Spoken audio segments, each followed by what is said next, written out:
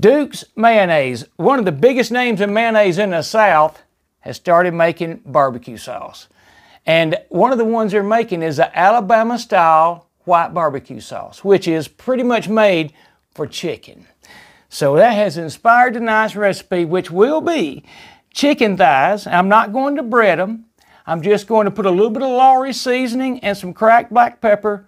We're going to air fry them, put some of this sauce in there. We may even try some of their Carolina Gold and see how it is. I'm John Sanders, also known as Jelly 007. Let's get this started. Okay, there are my bone-in, skin-on chicken thighs. And I've already sprayed both sides of it with the avocado oil. And I've sprayed this basket, by the way, with the avocado oil just to help with cleanup. Here's the reason we're doing it, pretty much. And that is the Duke's Mayonnaise, Alabama-style white barbecue sauce. And I'll say this right here. I bought that other kind, but here's what they make. Here's all the ones they make. And I got a feeling they'll all be good, but that one right there is pretty much made with mayonnaise, so I'm really looking forward to it. So what I'm about to do is, and this is how I do chicken thighs or anything I'm going to serve, you know, in other words, if I'm going to serve it this side up, I cook like this. I'm going to turn it over like this right here, and I'm going to make sure I've already sprayed it, but I may spray it again. And then I'm going to lightly sprinkle this side only with seasoned salt. You have to be careful because it is salt and you can go too far with it and get it too salty. And then I don't have to tell you about pepper. Just sprinkle a little pepper on there. I'm going to preheat my air fryer for at least 5 minutes at 375 degrees. And then once these are seasoned up, I'll lay them in there this side down. With the skin side down, and the side I have seasoned will be up.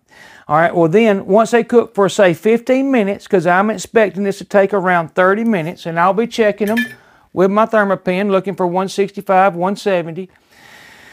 Once I flip them in the basket, then I will season this side. And if you don't, if you try and season this side now, you just kind of mess it all up and you want to touch it up and you end up with too much salt. So what I do is season it in the basket after I flip it with some salt and pepper. One other thing I'll say is here's how I wash my chicken now. I put ice on it, shake it around a little bit, and go outside and do it because the CDC or the FDA or somebody doesn't want you doing this in your sink anymore. So if you keep ice on it, it kind of melts, rinses the chicken for you. You can pour it off, bring it in, and don't have to worry about cross-contamination as bad. So anyhow, I'm going to get that started. I'm going to get this to preheating. We're going to get some of this seasoned, and I'll be right back. Okay, like I said, I'm not in a hurry. Mine has preheated plenty, or way more time than you need, but that is what I do. I'm going to put skin side down, just like that. I'll put another one right there. One right there. Now the skin on this chicken might get a little out of whack because I didn't dress it up that well, but it's not so much about that as it is just trying to get the chicken done where we can try this sauce. So it's still got 46 minutes left. I'm not even going to mess with that. You know what? I guess I will. We'll set it to 30 because I'm expecting it to take around 30, and that'll give us an idea how bad off I was. But there we are, 30 minutes, 375. We're off and running, and I'll be back. Okay, we're right at the 10-minute mark. I want to take a look because we may flip them. Let's see. You know what? I think we can flip that chicken. That chicken looks flippable to me. Let me get where you can see it a little better. But you can see it's browned up plenty good for that side. So it kind of caught me off guard. I got to get my act together. I'm going to flip this chicken over. And then we're going to season it like I was talking about. And it looks excellent. I mean, there's nothing wrong with the way it looks. In fact, the skin's even better than I thought. I did throw a little bit out there. Now, I don't know how the skin's going to act when I put all this heat on it. But you can see the skin looks good. We're going to put a little seasoning like I discussed. And I'll try and get the camera where you can see it a little better. And we're going to do this. And this is just for if you were trying to serve it, you know, but we're going to tear it up and put white sauce on it. So it's not that big a deal.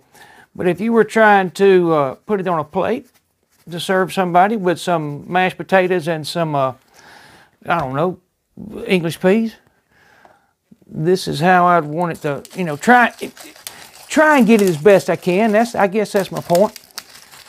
So there we go. And we're not going to do any temp checks or anything like that. We're going right back in. Move the camera back to right here. And we'll take a look again in a few minutes. Okay, we're at the 5-minute mark, which would be 25 minutes of cook time. And man, they look good. Let's see what this looks like. The biggest one right here. See if you can see my thing. You can. Let's see where we're at. We're a little low on that big one in the back. And that's right there. I've got 157. That's all I really need to know. I'll let it go. We'll check it again in just a few minutes. Okay, so I decided to let it go the full 5 minutes. And there's the end.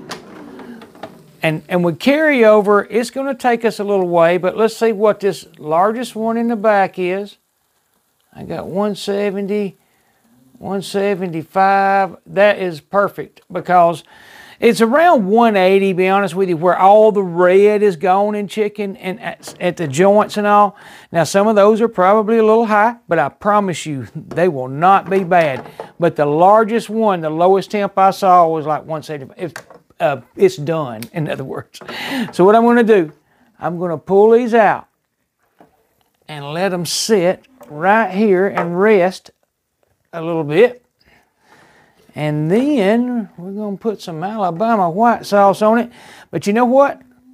This chicken is kind of a twofold test. This no batter with the Lawry's, I promise you, will be just as good as any chicken you've ever ate, and I love the seasoning. So, anyhow, I'll hush. We'll let those rest a minute, and then we're going to eat them. Okay, so I'm not really sure how to go about this, other than I want to show how well the chicken did. So let's see this one. Let's break this one open, and that looks like a perfectly cooked chicken to me.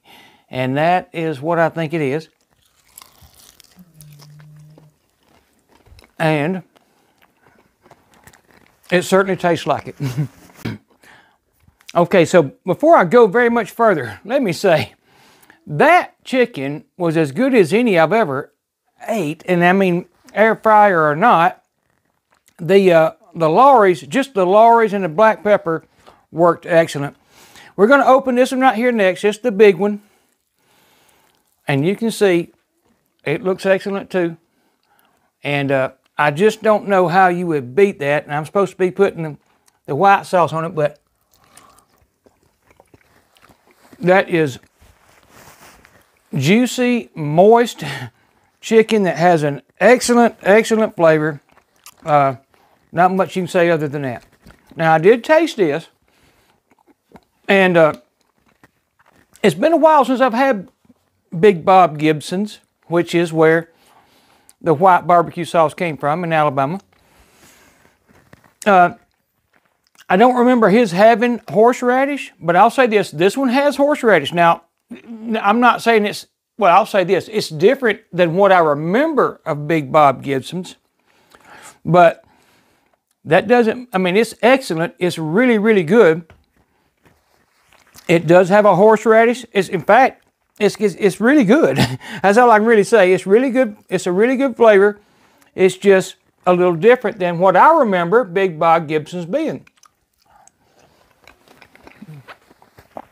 But man, it's excellent. I mean, it works excellent and really well with chicken. And that's what you want. And unless you don't like, you know, maybe you don't like horseradish, because you can taste the horseradish. It's not strong. It's not overpowering. But it's definitely there. But it works with chicken. That's all there is to it. Okay, here comes the Carolina Gold. And you can see it says chicken, pork, it says chicken or pork barbecue, and they're right. I mean, it'll work on both, I'm sure. And it has, I've already tasted it just a little bit. It definitely has a mustard flavor that is, it's good. That's all I can say. There's nothing wrong with anything I've tasted here so far. And the biggest problem I have is trying to talk after I put this in my mouth. But I want to say this before I go any further. That chicken by itself with just Lawry's in the air fryer, it's as good as any chicken I've ate. I don't think you'll beat it in a frying pan, in a deep fryer, or anything. If you'll try air frying chicken, you'll see what I mean. And I'm going to chew on this, and I'm going to probably try and tell y'all goodbye with a mouthful of food. But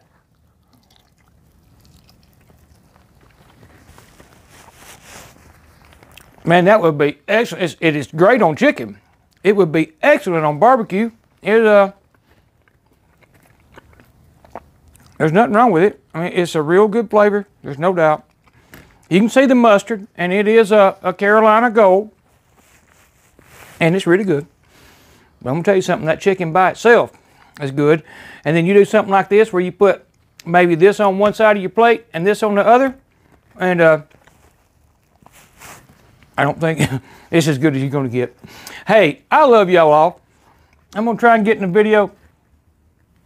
Y'all come back to see me cook you some chicken in your air fryer, some thighs or whatever you want to cook.